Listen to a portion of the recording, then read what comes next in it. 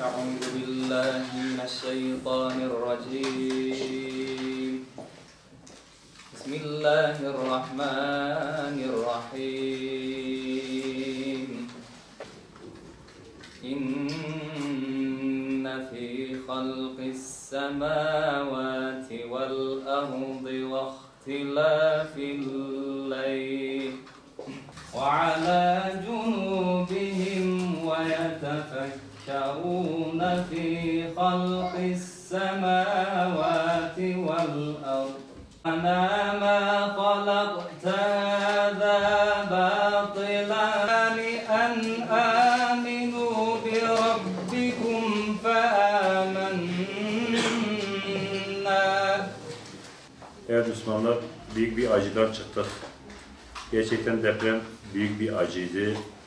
Rabbim depremde rahmet etmiş olan bütün kardeşlerimizi şehit mertebesine ulaştırsın inşallah Teala. Hasta olan bütün kardeşlerimize, yaralı olan bütün kardeşlerimize Şafi ismiyle şifa versin inşallah. Evlerini, barklarını, iş yerlerini kaybetmiş, dünyevi olarak zarara uğramış kardeşlerimizin de en kısa zamanda evlerini de, iş yerlerini de tamama erdirsin. Onları inşallah Teala bu musibetten en az zararla kurtarsın diyelim. Ya Rabbi bizi tövbesini kabul olmuş olanlardan eyle. Ya Rabbi çünkü sen tövbeleri seversen Ya Rabbi bizi sevdiğin kulların içinde eyle Ya Rabbi. Ya Rabbi bu depremden malı giden, arabası giden, iş yere giden kardeşlerimizin sabrına sabır kat Ya Rabbi. Ya Rabbi dünyanın dört bir tarafında bu kardeşlerimiz için kalbi acıyan, bu kardeşlerimize yardım eden bütün hayırseverden sen razı ol Ya Rabbi.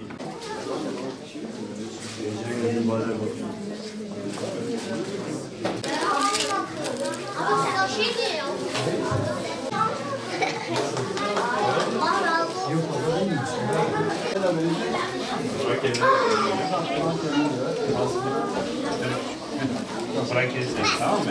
Aferin. Çok okuyacaksın, tamam mı? Aferin. Hadi, aferin. Malatya merkezdeyiz. Bugün Berat Gecesi. Kur'an-ı Kerim'in semaya indirildiği ve Ramazan'a da yaklaştığımız Kadir Gecesi'nde de sure ayet Resulullah Aleyhisselatü Vesselam'a nazil olunan gecenin bir önceki mübarek gecesi. Biz de Malatya merkezde özellikle her gün sıcak aş dağıtmış olduğumuz okuldaki çadırlarda kalan ailelerimize yönelik bir program tertiplemek istedik. Onlarla beraber çok güzel bir program yaptık. Rabbimizi andık. Deprem dolayısıyla birçok derslerin çıkarılması ve bu depremle alakalı olarak birliktelik, yardımlaşma ve dayanışmanın önemine değindik. Rabbim bir daha böyle bir musibeti hiçbir Müslümana vermesin. Allah-u Teala muhafaza eylesin inşallah.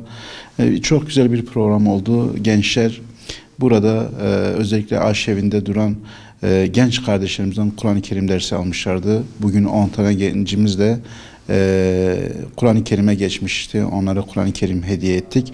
Bununla beraber başka özellikle Batı illerindeki bazı okuldaki öğrencilerin göndermiş oldukları ve kendi duygularını yansıtmış oldukları küçük bir hediye ama gerçekten de büyük manalar ifade eden hediyelerini onlar adına ulaştırdık. Rabbim bu birlikteliği, bu dayanışmayı daim kılsın, muhafaza eylesin tüm Müslümanları inşallah. Çok güzel bir gece geçirdik. Allah-u Teala hayırlara vesile kılsın. Deprem olduğu zaman bir günden Umut Gervani bizim yanında kaldı ve sonra ders Kur'an'ı aldık. Sonra Kur'an hediye, kitap, boya her şey verdi.